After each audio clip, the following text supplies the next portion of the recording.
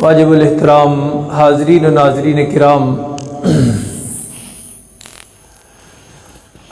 خلیفہ اول بلا فصل سیدنا صدیق اکبر رضی اللہ عنہ کی سیرت طیبہ کا انتہائی روشن اور سنہری پہلو یعنی ہجرت کا واقعہ گزشتہ کئی جمعوں سے ہم پڑھ رہے ہیں۔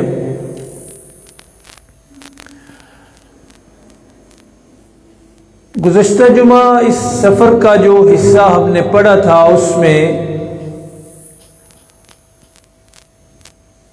غار حرا سے حضرت ام معبد کے خیمہ تک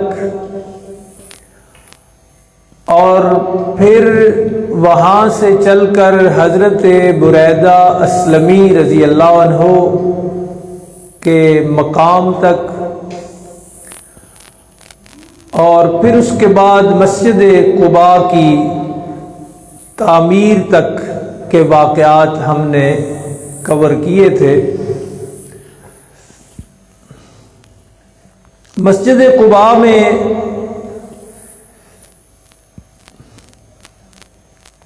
کئی دنوں تک امام الانبیاء صلی اللہ علیہ وسلم تشریف فرما رہے۔ یہ مسجد مدینہ منورہ سے باہر تھی۔ اس وقت کا مدینہ مسجد قباء سے تھوڑا آگے تھا، لیکن جن دنوں آپ مسجد قباء میں تشریف فرما تھے، مدینہ منورہ کے لوگ جوق در جوق آپ کی زیارت اور آپ کی ملاقات کے لیے یہاں حاضر خدمت ہوتے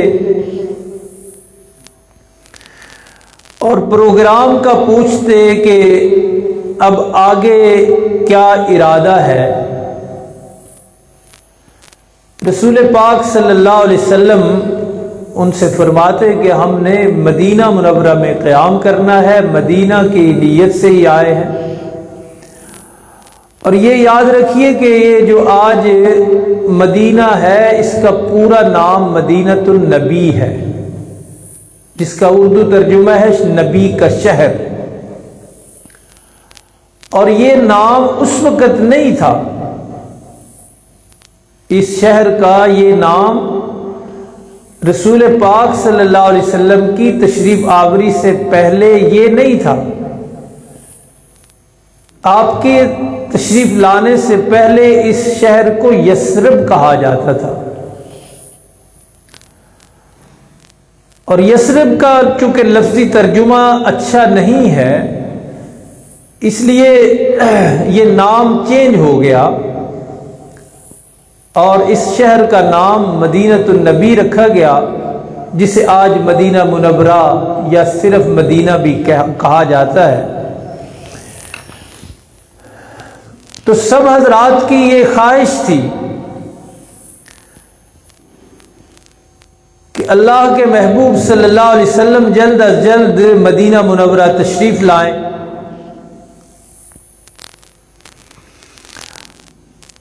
مسلمان ہو جانے والے سارے قبیلے یہ تمنا رکھتے تھے، یہ آرزو اور خواہش تھی ہر مسلمان کی کہ نبی مکرم رحمت مجسم صلی اللہ علیہ وسلم مدینہ جب تشریف لائیں تو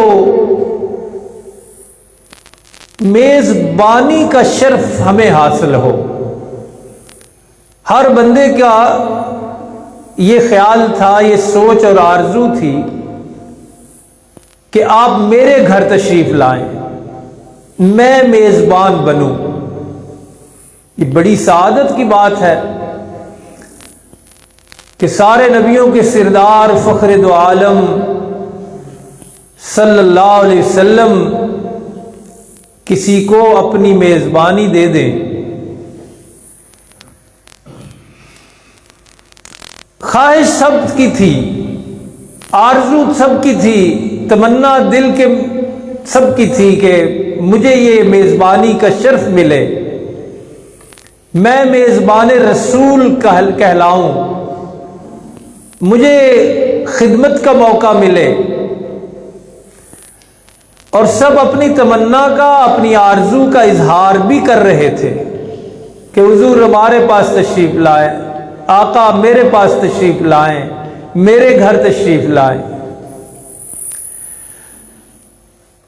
وہاں مدینہ سے آ کر یہاں قباء میں اپنی خواہش اور تمنا کا اظہار کیا کرتے تھے۔ ایک شوق تھا، ایک ولولہ تھا کہ آقا علیہ السلام کب مدینہ تشریف لائیں اور کس کو یہ شرف ملے۔ سب نے اپنی خواہش کا اظہار بھی کیا۔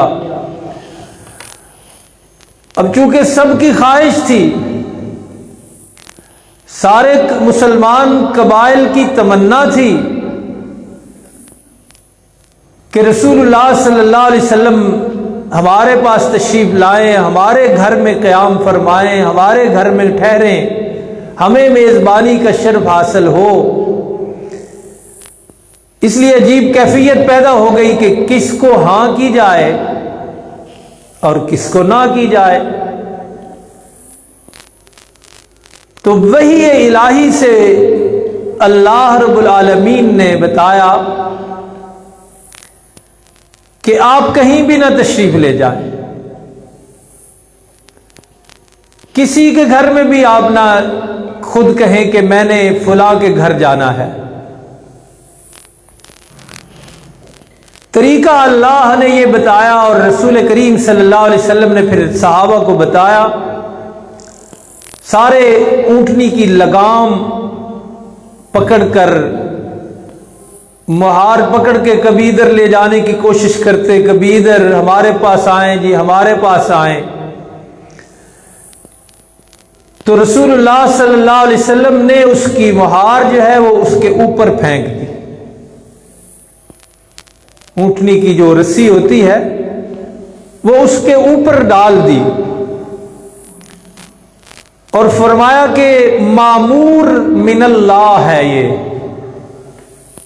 اسے اللہ نے کہہ دیا ہے، فرما دیا ہے، اب اس کو کھینچنے کی اور اس کو بتانے کی اور اس کی مہار ادھر ادھر کرنے کی ضرورت نہیں ہے۔ اس کی مہار اس کے کانوں کے اوپر ڈال دی گئی ہے اور یہ اللہ کی طرف سے اس کو بتا دیا گیا ہے کہ اس نے کہاں جا کے ٹھہرنا ہے۔ چنانچہ جب یہ منظر بنا تو دل کی دھڑکنیں سب کی اور تیز ہوئیں کہ اب تو اللہ کا آرڈر ہے اس کو۔ گویا اللہ نے عرش معلیٰ سے کسی ایک گھر کو پسند فرمایا ہے جس نے رسول اللہ صلی اللہ علیہ وسلم کا میزبان بننا ہے۔ آپ تشریف فرما تھے، اوپر اس کی لگام اور مہار نہیں پکڑی ہوئی تھی، وہ آزاد تھی، گلیوں میں کبھی ادھر جاتی، سارے شوق کے طوفان اٹھتے کہ ہائے کس کے گھر بیٹھے گی۔ اس گلی میں گئی تو سارے شوق کے مجسمہ بن جاتے، اشتیاق پیدا ہوتا، ولولہ پیدا ہوتا کہ دیکھیے کس کو یہ شرف ملتا ہے۔ چنانچہ مدینہ کی گلیوں میں رسول کریم صلی اللہ علیہ وسلم کی یہ اونٹنی چلتی چلتی ایک گھر کے سامنے بیٹھ گئی۔ سب کو پتہ چل گیا کہ اللہ کی طرف سے اس گھر کو میزبانی کا شرف ملا ہے، اس گھر کو اللہ نے یہ اتنی عزت دی ہے کہ اپنے نبی کو ان کا مہمان بنایا ہے۔ تو جس گھر کے سامنے جا کے رسول اللہ صلی اللہ علیہ وسلم کی اونٹنی بیٹھی، وہ گھر تھا حضرت ابو ایوب انصاری رضی اللہ عنہ کا۔ ان کو یہ شرف ملا، اور ان کا ہی یہ لقب ہے آج بھی کہ وہ میزبان رسول ہیں، کہ ہجرت مدینہ کے بعد فوراً آپ نے ہی رسول اللہ صلی اللہ علیہ وسلم کی مہمانی کی، میزبانی کی، اور یہ سلسلہ 7 مہینوں تک جاری رہا۔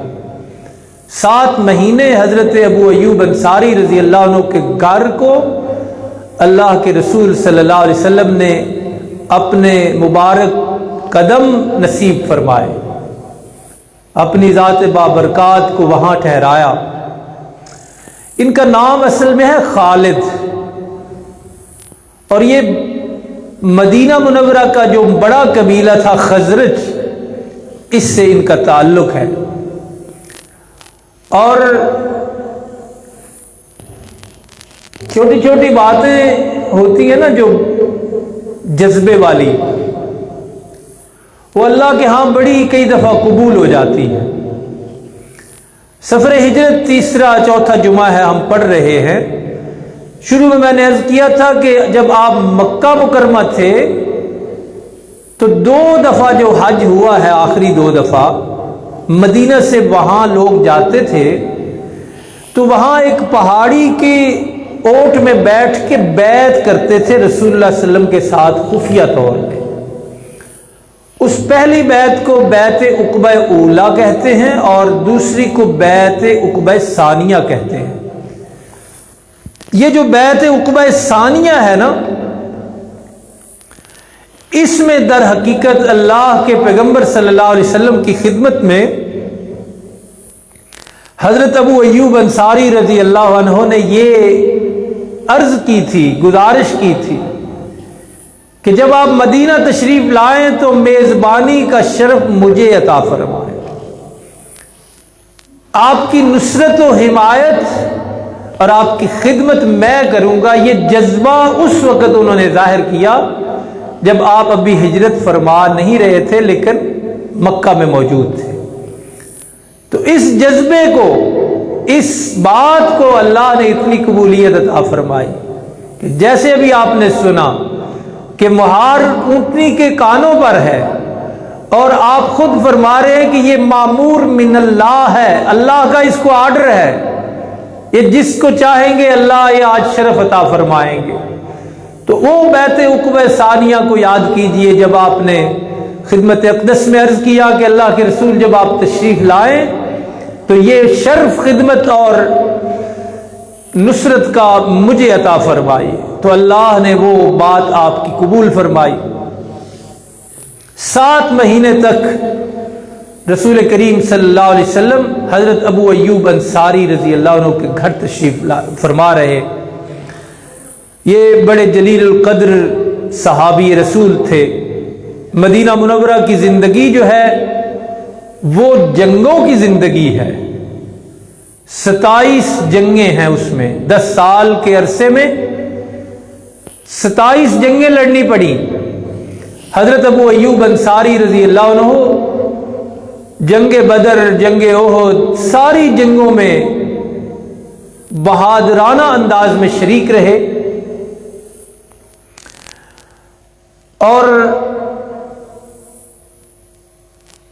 رسول اللہ صلی اللہ علیہ وسلم کی رحلت ہو گئی۔ حضرت ابو بکر رضی اللہ عنہ خلافت کے تخت پر تشریف لائے، وہ بھی اللہ کے پاس چلے گئے۔ حضرت عمر رضی اللہ عنہ آئے، وہ بھی چلے گئے۔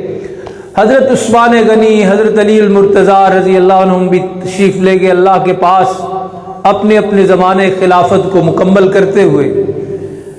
ان کے بعد جب حضرت معاویہ رضی اللہ عنہ کا دور خلافت آتا ہے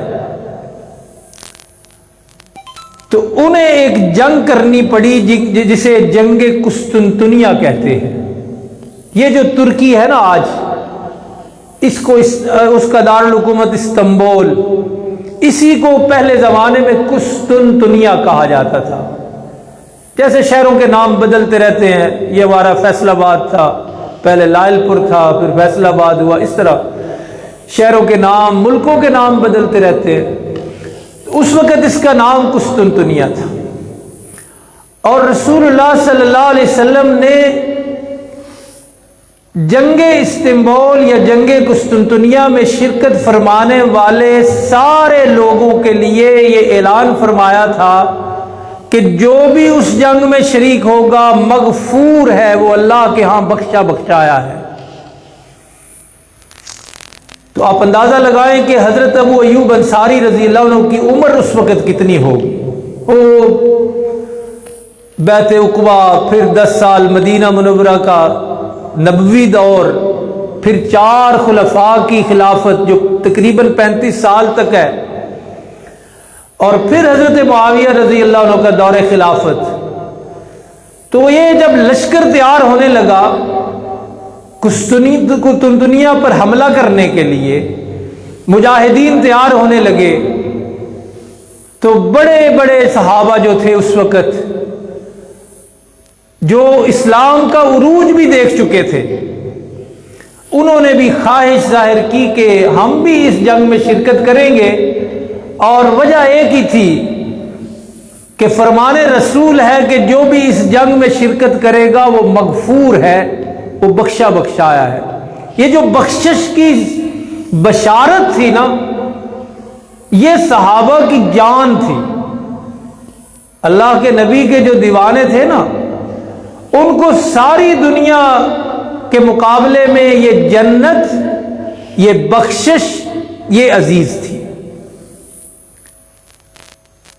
دوسرا جملہ نہ بھی کہوں تو آپ کو سمجھ تو آ گیا ہوگا کہ آج کا فرق یہی ہے کہ ہمیں یہ چیزیں خیالی لگتی ہیں، اور یہ ڈالر اور یہ سونا اور یہ چاندی اور یہ بنگلے اور یہ کاریں یہ اصل لگتی ہیں، اور ان میں یہ تھا کہ ان کو یہ چیزیں اصل لگتی تھی کہ رسول اللہ کی زبان سے بخشش کی بشارت مل جائے، جنت کی بشارت مل جائے، ہم اس کے حقدار بن جائیں۔ تو یہ ان کی متاع زندگی تھی، ان کی کل کمائی یہ تھی کہ ہمیں ان میں سے کوئی چیز مل جائے۔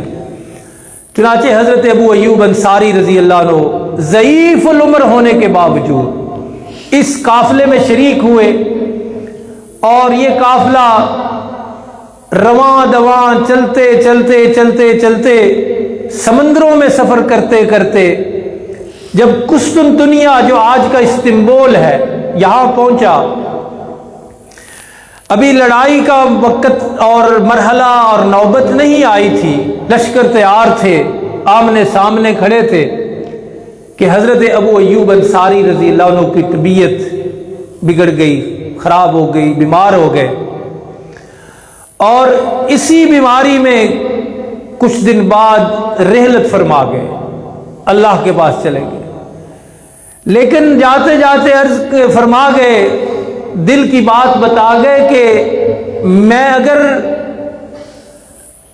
وصال کا جام پی لوں، فوت ہو جاؤں، تو کوشش کرنا میری قبر دشمن کی سرحد کے جتنے قریب ہو سکے وہاں جا کے بنانا۔ کیا جذبہ ہے کہ جتنے میری قبر بھی فرمایا جتنے قریب ہوئے نا دشمن کی سرحد کے، جتنا تم جا سکتے ہوئے آگے وہاں تک چلے جانا اور وہاں جا کے میری قبر بنانا۔ چنانچہ قسطنطنیہ میں ہی، آج کے استنبول میں ہی آپ کا روضہ اقدس موجود ہے۔ لوگ جو ترکی کے دورے پہ یا ترکی پر ان کے ویزوں پہ جاتے ہیں، دلچسپی رکھنے والے، وہ لازماً وہاں زیارت کے لیے حاضر ہوا کرتے ہیں۔ ایوب سلطان، ترکی کی زبان میں اس جگہ کو کہتے ہیں ایوب سلطان۔ وہاں کی مطلب ٹیکسی یا کار یا یہ وغیرہ پہ پوچھنا ہو یا کہنا ہو اس کو تو کہتے ہیں ہم نے ایوب سلطان جانا ہے۔ تو حضرت ابو ایوب انصاری رضی اللہ عنہ کی قبر منور قسطنطنیہ میں، استنبول میں، آج کے ترکی میں موجود ہے۔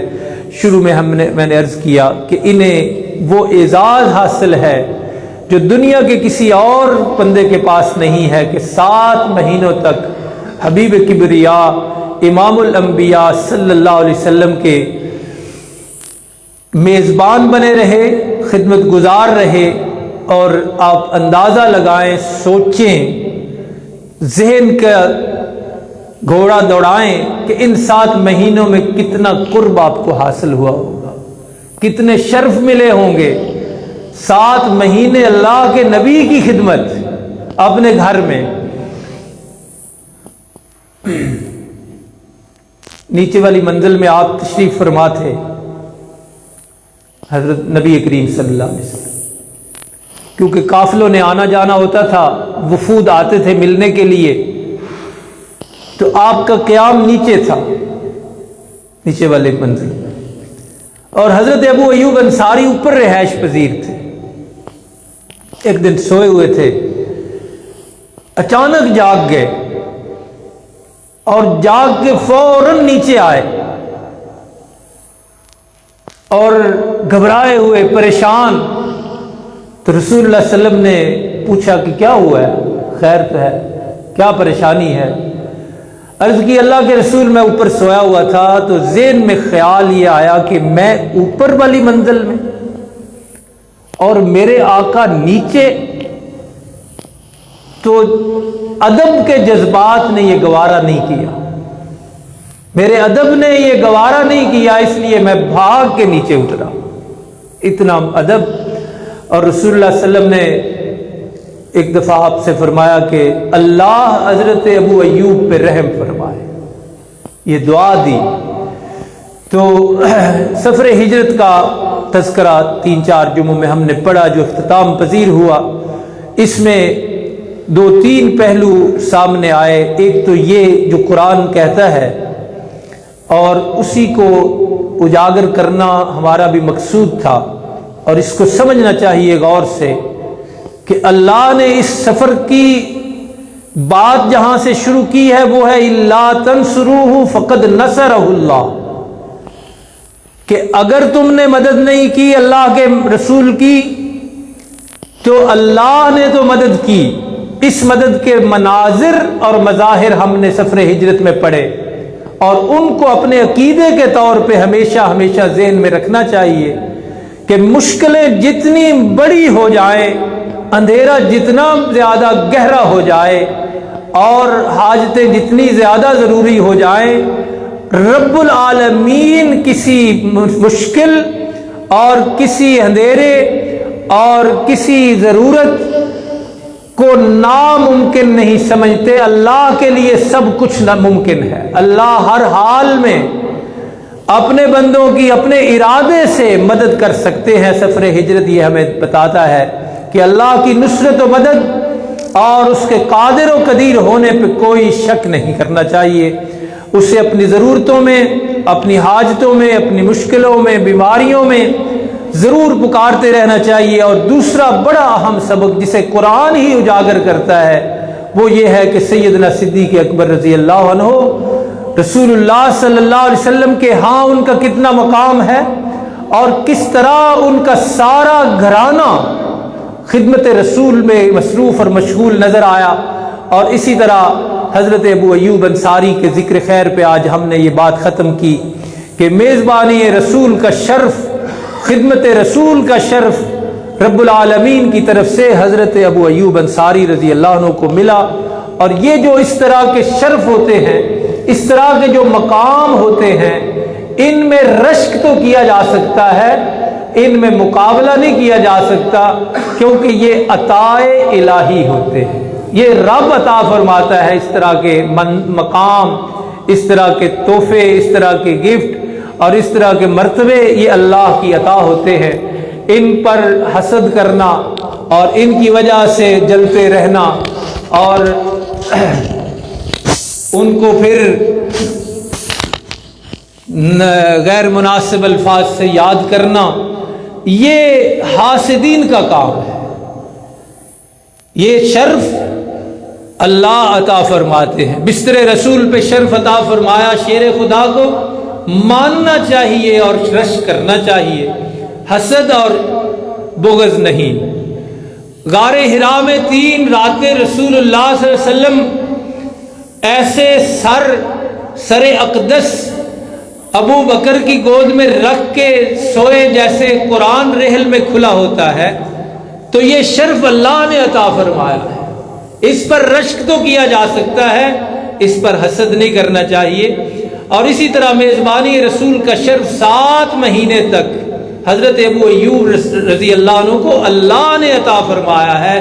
اس پہ رشک تو کر لینا چاہیے۔ رشک کا مطلب کہ ہائے کاش مجھے بھی یہ نعمت مل جاتی، مجھے بھی یہ شرف مل جاتا، یہ تو کہا جا سکتا ہے، لیکن حسد اور جلن کا اظہار نہیں کرنا چاہیے۔ صحابہ تو وہ ہستیاں ہیں جو اللہ کو بھی پیاری ہیں، رسول اللہ کو بھی پیاری ہیں، اور ہر سچے مسلمان کو ان سے پیار ہے۔